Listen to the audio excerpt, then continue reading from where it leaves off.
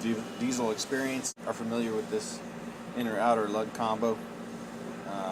This being an inner lug, this being an outer lug. So this is a left-handed thread.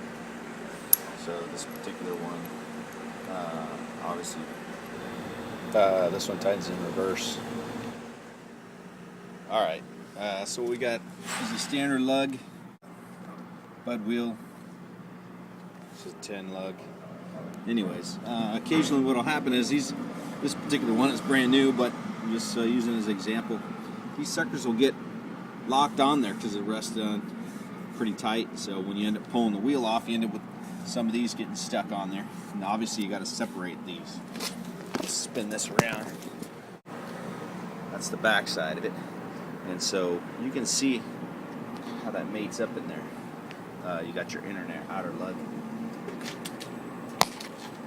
So occasionally you get these things stuck on there and they don't come off very well. So I developed a tool to help do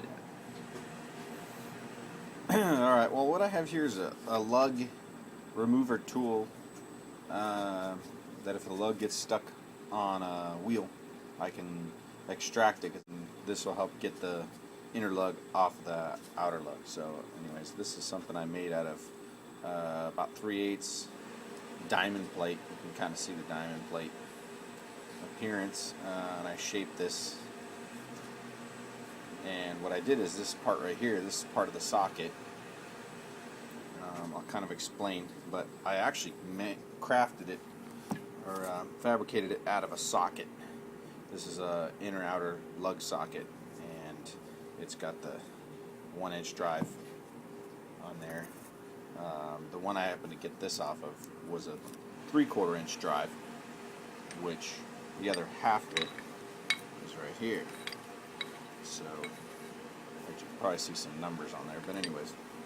So this particular one, as you can see, I cut a bevel on this, and what that did is it left the square drive part of this to remove the square part of the lug, which I'll give you an example. This is an inner lug.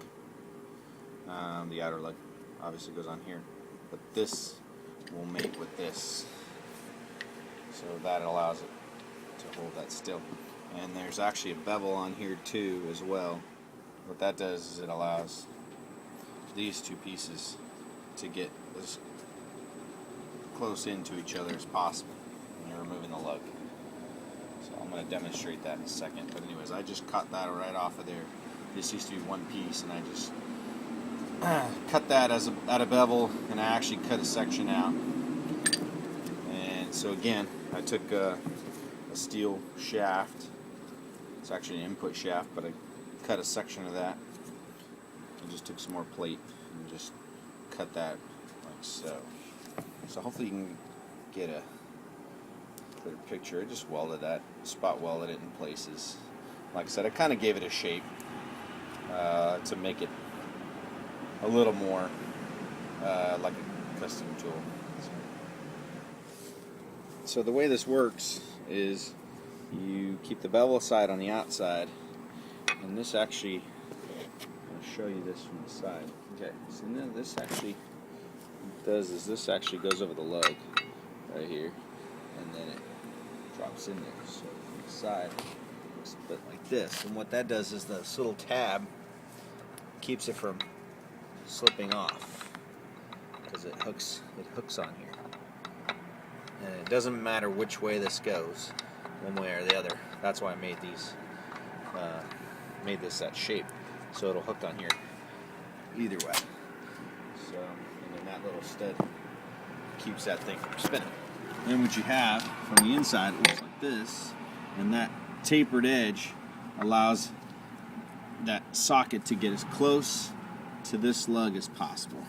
Again, that's this tapered edge here. That way this can still mate up with the square section. And then, like I said, this happens to be a left hand, so we're going to turn it this way.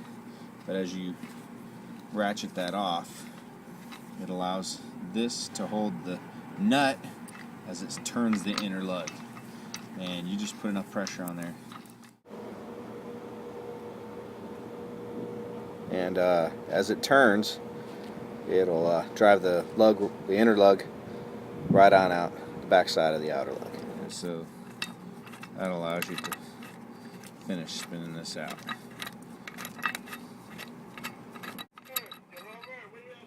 That's it. So again, there's the tool. There you go.